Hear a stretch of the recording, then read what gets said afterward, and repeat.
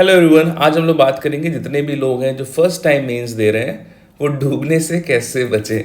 चलिए, without much further ado let's begin the video. देखो, सबसे पहली बात तो फर्स्ट थिंग फर्स्ट कि yes it is possible to top this exam in first mains itself. I did and many other coming toppers also did. हाँ, पहली बार mains लिखने में टॉप किया जा सकता है। टॉप करने के लिए किसी भी प्रकार के पूर्वाभास की ज़रूरत नहीं है, पिछले मेंस की ज़रूरत नहीं है। लेकिन इसका मतलब क्या हुआ? क्या फर्स्ट मेंस सच में फर्स्ट मेंस होता है? देखिए, फर्स्ट मेंस वालों का ना दो कैटेगरी होती है। जो पहली कैटेगरी है वो ये है कि उन्होंने पहली बार प्रीलिम्स दिया और पहली बार ही वो क्वालिफाई कर गए और अभी मेंस में बैठेंगे। ये वो स्टूडेंट्स हैं जो कॉलेज से निकलने के बाद या जॉब छोड़ने के बाद 10 से 12 महीने के सीरियस प्रिपरेशन में, या कई लोग 6 से 8 महीने के सीरियस प्रिपरेशन में उन्होंने ये एग्ज़ाम क्वालिफाई किया है और अब वो मेंस देने जा रहे हैं। मतलब उनको सीजीपीएससी सिलेबस को छुए हुए ज़्यादा टाइम नहीं हुआ, हार्डली 10 से 12 महीने हुए हैं। देखिए, इस प्रकार के स्टूडेंट्स के लिए मेरी एडवाइस ये है कि क्या क्या सिलेबस और नोट्स है, इनको डिस्कस कर लेता हूँ। तो सिलेबस और नोट्स को कैसे मैनेज करना है, तो सबसे पहले टारगेट रहेगा कि सिलेबस कंप्लीट करना। जो भी रेडीमेड मटेरियल अवेलेबल है मार्केट में या फिर आपके दीदी भैया के नोट्स होंगे उसको उठा लेंगे। किसी भी टॉपिक में 1.5 पेज से ज़्यादा का नोट्स नहीं बनाना है। बिल्कुल भी भगवान बनने की कोशिश नहीं करनी है कि भाई मैं सबसे परफेक्ट नोट्स बनाऊंगा सीजीपीएससी में, क्योंकि परफेक्ट नोट्स कई लोग 10 साल से बुक पब्लिश करवा रहे हैं लेकिन उनके भी नोट्स परफेक्ट नहीं है। उसको जितना हो सके कंसाइज करिए, क्योंकि अगर आप ज़्यादा लिखेंगे तो पहली बात आपको लिखने में छांटने में ज़्यादा एफर्ट लगेगा। दूसरा, आप जब एग्ज़ाम देने जाएंगे तो अगर आप हर टॉपिक में अगर 5 लाइन भी एक्स्ट्रा पढ़ते हैं तो कुल मिला लीजिए कि आपको लगभग 1,500 से 2,000 लाइन पर पेपर में ज़्यादा आपको याद करनी पड़ेगी। तो इसलिए आपको नोट जितना हो सके कंसाइज बनाइए और जितना हो सके ज़्यादा एक्सपेरिमेंट करने की कोशिश मत करिए। अब जो फर्स्ट टाइमर है उनका ये है कि सर अभी तक तो प्रीलिम्स का ही पूरा हल्ला था मार्केट में, हमने मेंस कुछ पढ़ा नहीं है, आंसर राइटिंग कुछ की नहीं है, क्या करनी चाहिए? तो सबसे पहले क्या है कि जो टॉपर्स की जो आंसर कॉपी है जो डिफरेंट टेलीग्राम सोर्सेस में अवेलेबल होगा उसको देख लीजिए। मेंस की कॉपी कैसी दिखती है, वो ब्लैंक कॉपी अपने कोचिंग में जाके आप मांग लीजिए, या फिर अगर वो सॉफ्ट कॉपी प्रोवाइड करवा रहे हैं तो उसको प्रिंट करवा के रख लीजिए अपने पास। देख लीजिए कितनी स्पेसिंग होती है, देख लीजिए कितना छोटा लिखना है, कितना बड़ा लिखना है, देख लीजिए कितना लिखना है 15 मार्क्स वाले क्वेश्चन में, एसए में कितना लिखना है, जीएस के मार्क्स में कितना लिखना है, स्पेस कितना होता है देख लीजिए, और आपके एक लाइन में एवरेज कितने वर्ड्स आ पाते हैं ये देख लीजिए। कुल मिला के आपकी मेंस की आंसर कॉपी कैसी होती है और उसमें डिफरेंट टॉपर्स ने कैसे वहाँ के स्पेस को यूज़ किया है ये आपको पता होना चाहिए। टॉपर्स की आंसर कॉपी देखते हुए क्वेश्चन पढ़िए और देखिए कि उसकी डिमांड को टॉपर्स ने कैसे फुलफिल किया है। क्या बड़े क्वेश्चंस में उन्होंने इंट्रोडक्शन दिया है, कंक्लूजन दिया है, उसका जो मेन क्वेश्चन का कंटेंट उसको कैसे डील किया है, और 2 मार्क्स के क्वेश्चन में क्या पूरे सेंटेंसेस लिखे हैं या सिर्फ डायरेक्ट कीवर्ड लिख के उन्होंने खत्म कर दिया वाला आंसर, उसमें 2 में 2 नंबर मिल भी गए। ये थोड़े पैटर्न देखिए। डिफरेंट जो टॉपर्स हैं जिससे जो आपको एलिमेंट अच्छा लग रहा है, कोई टॉपर का कंटेंट बहुत अच्छा होगा, कोई टॉपर का प्रेजेंटेशन बहुत अच्छा होगा, उसको आप लोग अपने हिसाब से कॉपी और मिक्स करके अपना एक यूनिक स्टाइल बना सकते हैं। डेली 5 क्वेश्चंस लिख लीजिए, एक 15 मार्क्स का क्वेश्चन लिख लीजिए, 2 8 मार्क्स का क्वेश्चन लिख लीजिए, एक 4 मार्क का लिख लीजिए। ऐसा होगा कि इस प्रकार के क्वेश्चन से आपके सारे क्वेश्चंस कवर हो जाएंगे। मतलब जितने भी पॉसिबल मार्क्स के क्वेश्चंस होते हैं ना, 2 4 8 10/15, ये 4-5 प्रकार के क्वेश्चंस आपको रोज लिखने हैं। तो जो भी आपने उस दिन पढ़ा है उसके बेसिस पे पास्ट ईयर क्वेश्चंस देख लीजिए और आपको यहाँ पे पता चल जाएगा कि किस प्रकार से आपको आंसर लिखना है। ठीक है, देखो कई लोग होते हैं उनको लगता है कि मैं अपना पहला मेंस का आंसर जो लिखूंगा वो दुनिया का सबसे खूबसूरत और परफेक्ट आंसर होगा, लेकिन ऐसा नहीं होता है। You will never be able to write perfect answers, and मैं आपको गारंटी से कह सकता हूँ कि मेरे भी आंसर्स परफेक्ट नहीं है, बट फिर भी मैं यहाँ पे बैठा हूँ। ठीक है, परफेक्शन चेज करने का कोई मतलब नहीं है, आपको एक अबव एवरेज आंसर लिखना है। तो the only way of getting good at answer writing is to sit and write 5 questions daily. ठीक है, ज़्यादा दिमाग नहीं लगाना है, सिर्फ लिखना है मेंस की मॉक टेस्ट कॉपीज़ में। ठीक है, यही है आपकी आंसर राइटिंग प्रैक्टिस। को बहुत ज़्यादा कॉम्प्लिकेट नहीं करना है, जो भी उस दिन पढ़ा है उसके पास्ट ईयर क्वेश्चंस देख लीजिए और जो आपको रटाया हुआ है उसको आप उस पर्टिकुलर मार्क्स के आंसर में मॉक टेस्ट के कॉपी में लिख लीजिए। ठीक है, अब देखो यार, अब टाइम कॉन्स्टेंट कम है, हमारा सिलेबस भी लटे पटे कंप्लीट हुआ है। ओके, लटे पटे वर्ड, है ना, ले दे के कंप्लीट हुआ है हमारा सिलेबस। आंसर राइटिंग का भी ज़्यादा टाइम नहीं था, तो कैसे ज़्यादा स्कोर करें। देखो, जो फर्स्ट टाइमर बिगनर होता है ना, उसको लैंग्वेज पेपर 1 में फोकस करना चाहिए। इसको आप 30 दिन में कंप्लीट कर लोगे अगर ढंग से बैठोगे। ऐसे पेपर 2 में फोकस करना चाहिए। अगर 5-5 टॉपिक भी अगर आप लिख रहे हो ना, हर सैटरडे संडे अगर एक एक टॉपिक भी लिख रहे हो, तो it is more than enough. अगर आप इंजीनियरिंग बैकग्राउंड से हैं तो पेपर 4 साइंस और मैथ्स आप 10 दिन में ही कवर कर लोगे, क्योंकि उसमें कुछ भी नहीं है, कुछ लिटरली कुछ भी नहीं है। अगर केमिस्ट्री छोड़ दो तो मुझे नहीं लगता है कि बहुत ज़्यादा टिपिकल है वो साइंस। केमिस्ट्री भी इसलिए क्योंकि उसमें कह सकते हो कि कुछ केमिकल इक्वेशन है एक्सट्रैक्शन के, मेटलर्जी के, तो वो थोड़ा सा उसको टिपिकल बनाता है। लेकिन नंदलेस अगर आप देखोगे बायोलॉजी का, तो सिंपल सिंपल लंग्स का डायग्राम है, पॉलिनेशन का डायग्राम है, फ्लावर के पार्ट्स है, मेल रिप्रोडक्टिव सिस्टम है, फीमेल रिप्रोडक्टिव सिस्टम है, डाइजेस्टिव सिस्टम है। ये सब तो हमेशा याद ही हो जाते हैं जी, है ना। रोज़ दिल धड़क रहा है तो दिल नहीं बना पाएंगे क्या। तो बस इतना ही चीज़ है कि ये आपको बन जाएगा। अगर आप अच्छे से पेपर 4 अगर पढ़ रहे हो तो 10 दिन में आपका ये पेपर कंप्लीट हो जाएगा। सबसे इम्पोर्टेंट चीज़ की जो बिगनर होता है ना, वो हिस्ट्री पॉलिटी के पीछे इतना ज़्यादा पागल होता है कि वो पेपर 3 को ही अपना भगवान मान लेता है। ये काम नहीं करना है। पेपर 3 का जो वर्चस्व था वो सिर्फ और सिर्फ आपके कह सकते हैं कि प्रीलिम्स तक ही था। पेपर 3 को कोई पूछता भी नहीं है मेंस में, ठीक है। पेपर 1 ही अपना इतना बड़ा हथौड़ा मार देगा ना कि पेपर 3 के सारे पाप माफ़ हो जाते हैं। तो पेपर और पेपर 7 में जितना मेहनत कर लो कम है। ये ट्रेडिशनली लो स्कोरिंग पेपर से सिलेबस में जो लिखा है बस उसको पढ़ लो and that's it. Most important चीज़ ये है कि भाई परफेक्ट आंसर है, बहुत अच्छा आंसर्स लिखने का ना ज़्यादा ना सिग्निफिकेंस नहीं इस एग्ज़ाम में। अगर आपने पूरा पेपर अटेम्प्ट कर लिया है then it is better than writing perfect answer and leaving 20-30 marks worth of question at the and.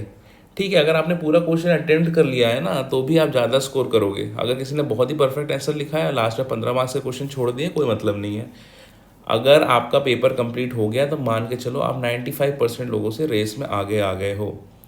अब क्वेश्चन आता है, लेकिन सर टेस्ट सीरीज। तो देखो यार, आपके पास टाइम नहीं है।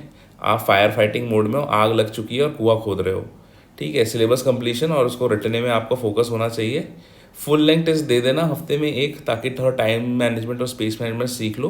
पुराने दीदी भैया लोगों को कॉपी मत करना, वो लोग ऑलरेडी 3-4 साल से तैयारी कर रहे हैं, सब प्रिपेयर्ड है, उनको बस रिवाइज करना है, फिनिशिंग करनी है उनको, ठीक है। तो आपका और उनका लेवल सेम नहीं है। You both are not same bro, ठीक है। वो 3-4 साल से आप तुम जो गलती कर रहे हो ना अभी, वो सब करके बैठे हैं। Be better than that, be smart, अपने स्ट्रेंथ्स पता हो एंड मोस्ट इंपॉर्टेंटली अपनी वीकनेसेस पता होना चाहिए। आपकी वीकनेस ये है कि कंप्लीट करना है सिलेबस, रटना है बहुत सारा, फिर उसको मेंस में आंसर भी लिखना है।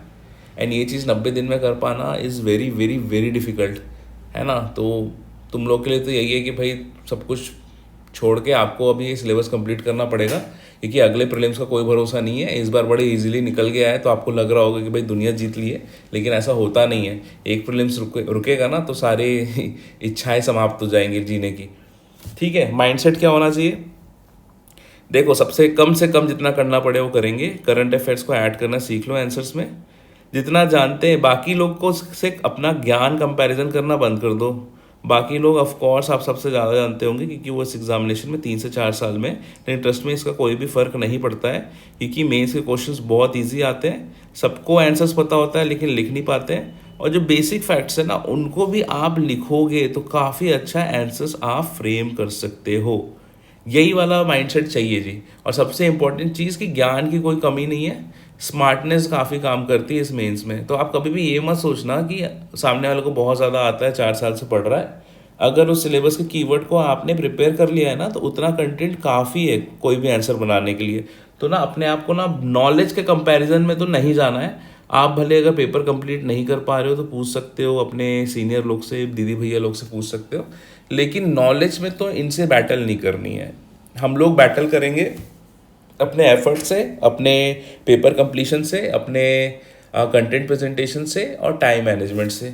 इससे हम लोग बैटल करेंगे, क्योंकि नॉलेज और कंटेंट में तो इनको पार पाना मुश्किल है, ठीक है। And most importantly over the years मैंने देखा है कि जो टैलेंटेड लोग होते हैं, जो आपके स्टेज में थे जिसमें आप हो, वो लोग भी फर्स्ट में से पोस्ट तो उठा ही लेते हैं, ठीक है। And finally the second type of candidates जो काफ़ी मेरे फेवरेट है, कि भाई ये मल्टीपल प्रीलिम्स दे चुके हैं लेकिन पहली बार क्वालिफाई कर रहे हैं प्रीलिम्स को और पहली बार मेंस लिख रहे हैं। तो फर्स्ट टाइम मेंस में 2 कैटेगरी हो गई। पहला कैटेगरी ये था कि पहले एकदम नन्हे बच्चे आए थे जो पहली बार प्रीलिम्स दिए थे और उनका निकल गया है। दूसरा ये है हमारे स्ट्रगलर भाई लोग जो कि 2-3 साल से प्रीलिम्स दे रहे थे लेकिन कभी ज़्यादा कट ऑफ चले गया, कभी बहुत कम कट ऑफ चले गया, कभी कट ऑफ ठीक ठाक आया तो विलोपित हो गए इनके क्वेश्चंस। तो इस प्रकार के जो पीड़ित वर्ग है ये, तो मेरा सबसे फेवरेट है ये लोग क्योंकि मुझे लगता है कि जो आदमी थोड़ा सा हर्ट होता है ना वो बढ़िया परफॉर्म करता है। मैंने हमेशा देखा है कई केसेस में भाई जो लोग फेलियर देख चुके होते हैं वो कोई भी चीज़ को फॉर ग्रांटेड नहीं लेते हैं। So these are my favourite kind of people कि भाई जिनके मल्टीपल प्रीलिम्स अटेम्प्ट हो चुके हैं लेकिन मेंस पहली बार लिखने का सौभाग्य प्राप्त होता है ना। सौभाग्य ना सब दिन सोता है, देखे अब क्या होता है। तो ये है पीड़ित वर्ग। समुद्र मंथन में विष पीने के बाद अब अमृत पीने के होड़ में है। ठीक है, first of all congratulations to all of you, you guys are my favourite. और इनसे याद आया इनका फेवरेट डायलॉग जो पिछले 2-3 साल से रहा है वो ये रहा है कि बस एक बार मेंस लिखने दो फाड़ देंगे। इनके जो प्रमुख जो चरित्र है, कैरेक्टरिस्टिक है, ये है कि पिछली बार के धांधली आंसर और आयोग की बुराई करते हैं। इस सीजन थोड़े से शांत है क्योंकि प्रीलिम्स निकल चुका है, सिस्टम में इनका विश्वास अड़िग और दृढ़ है और टेस्ट सीरीज 2 ले ली है क्योंकि चांस नहीं लेना चाहते हैं ये।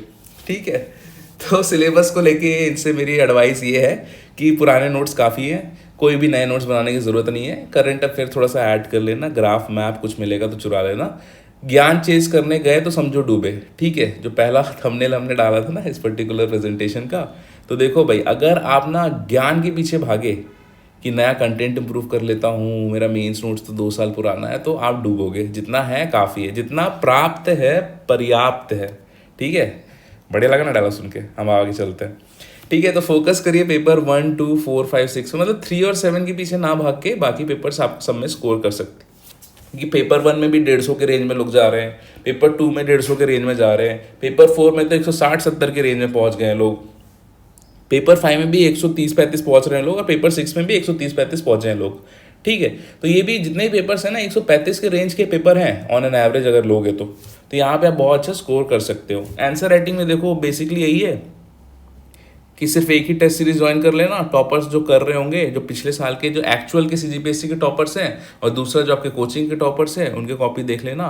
टाइम मैनेजमेंट में करना, मेन गोल आपका ये होना चाहिए कि भाई अबाव एवरेज आंसर लिखेंगे डिसेंट प्रेजेंटेशन के साथ रीजनेबल टाइम में, एंड आपके लिए भी सेम फंड है, पेपर कंप्लीट हो गया तो पोस्ट मान लो आपकी पक्की है।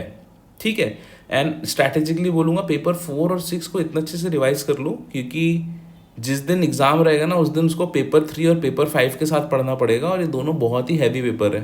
तो अगर 4 और 6 को आपने इतना रट्टा मार लिया है कि वो आपके DNA में चले गया तो काफ़ी ईजी हो जाता है उस दिन स्ट्रेस मैनेज करना। ठीक है, तो पेपर और 4 और 6 ये दोनों कह सकते हैं द हिडन हीरोज़ हैं। जिनका पेपर 4 और 6 तैयार है ना तो उनके लिए ना पेपर 3 और 5 रिवाइज करने का काफ़ी टाइम मिलता है और साथ ही साथ आप स्कोर भी ज़्यादा करते हैं। ठीक है, पेपर 4 में मेरे मार्क्स उस टाइम में लगभग हाईएस्ट आए थे 161, एंड पेपर 6 में उस टाइम मेरे लगभग सेकंड हाईएस्ट थे, 1-2 नंबर से रहा होगा, 135 या 136 को स्कोर किया था, 135 आई गेस स्कोर किया था। तो ये पेपर, इन दोनों पेपर से तो काफ़ी ज़्यादा मदद मिली थी मुझे। तो पेपर 4 और 6 को इतना कर लो कि आपके मेंस का रिविजन भी हो जाए, नंबर भी आ जाए और हींग लगे ना फिटकरी, रंग भी चोखा होए। ठीक है, तो ये वाला पार्ट है, आज आप कर सकते हो। देखो मेंस का माइंडसेट क्या है, ठीक है, कि प्रीलिम्स बार बार नहीं निकलता है ना, आपसे अच्छा कौन जानेगा। कंजर्व एनर्जी, फालतू चीज़ों से बचें, 90 दिन पूरा पढ़ें, कोई कोर कसर ना छोड़े, जितने नोट्स हैं उतने को ही अच्छे से प्रेजेंट करें। कंटेंट मान के चले कि काफ़ी है हर आंसर को फ्रेम करने के लिए। करंट अफेयर्स फॉलो करें, जितना हो सके न्यूज़पेपर देखें, पेपर पढ़िए, यूट्यूब में एजुकेशनल चैनल्स फॉलो करें। जहरीले व्यक्तियों से दूरी और समन्वय बनाएं, ज़्यादा एक्सप्लेन नहीं करूँगा। 1 डे एग्ज़ाम के प्रलोभन से बचे, ये तो बता रहा हूँ कि ये गलती करे ना तो भाई बद्दुआ लगेगी तुमको। ठीक है, व्यायाम करें, कसरत ब्रो, और अगर मान लीजिए कुछ नेगेटिव इन्फ्लुएंस है तो ताबीज़ पहन सकते हैं। ठीक है, तो अब निष्कर्ष कुल मिला के इसमें यह है कि मैं इसमें बहुत ज़्यादा कुछ मोटिवेशनल लाइंस नहीं मार सकता कि तबीयत से पत्थर उछालो तो ऊपर वाले के सर फट जाएगा, इस टाइप से मतलब मैं नहीं बोलूँगा आपको, लेकिन मैं इतना ही बोलूँगा कि देखो 100% टाइम मेंस में लगाना है, बाकी हम लोग देखेंगे। ठीक है। तो फर्स्ट टाइमर्स जो मेंस लिख रहे होते हैं वो काफ़ी ज़्यादा सीरियसली अप्रोच करते हैं मेंस को। तो मैं आशा करता हूँ कि आप भी काफ़ी सीरियसली इस पर्टिकुलर मेंस को अप्रोच करेंगे, एंड मैं पूरा आशा करता हूँ कि आप लोग कुछ अच्छा ही करेंगे इस पर्टिकुलर एग्जामिनेशन में। ठीक है, एक बार और इसको पलटा देता हूँ ताकि आपको समझ में आ जाए क्या चीज़ें करनी है नहीं करनी है। ठीक, तो ताबीज़ पहनना ना भूलें, मेहनत करना ना भूलें, और बाकी जितनी भी एडवाइसेस है बीच बीच में मैं देते रहूँगा आपको। ऑल राइट, चलिए everyone, thank you so much for listening to me.